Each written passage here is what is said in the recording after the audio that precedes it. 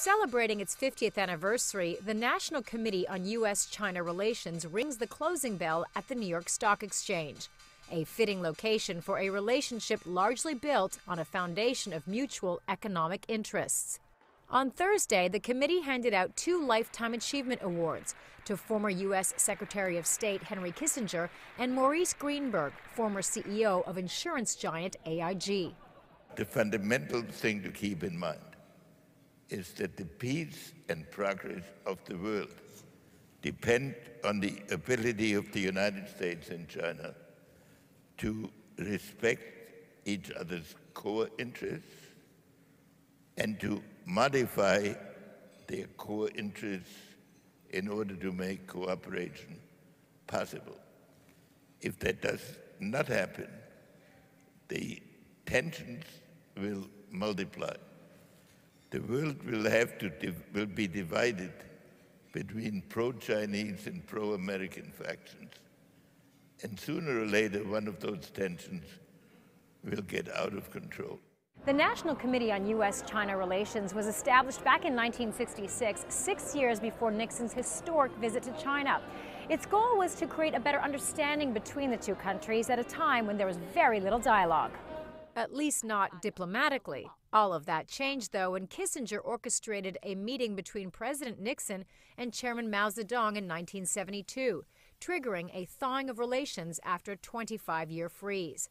But with the election of Donald Trump, there are worries about the future of that relationship. Trump has vowed to label China a currency manipulator on his first day in office. He's also said he will hit Chinese imports with 45% tariffs. Greenberg, who was at the helm of AIG when it became one of the first foreign insurance companies given access to China, is advocating for a free trade agreement between the two nations. I think we should have one that would benefit both countries, would solve a lot of problems, and both countries are big enough, obviously, to support a free trade agreement. It won't be easy to negotiate, but these things never are. It'll take time, but better understanding will flow from just the negotiations, and I would urge that the new administration here pursue that. And there are other areas of tension, including the controversial phone call Trump accepted from the leader of Taiwan, which has raised concerns about Trump's commitment to the One China policy, which has been the bedrock of U.S.-China relations for decades.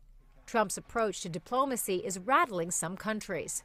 The situation in which we find ourselves now is of historic magnitude, and it's of crucial importance that they start the right way and on the basis of respect for each other's fundamental concern.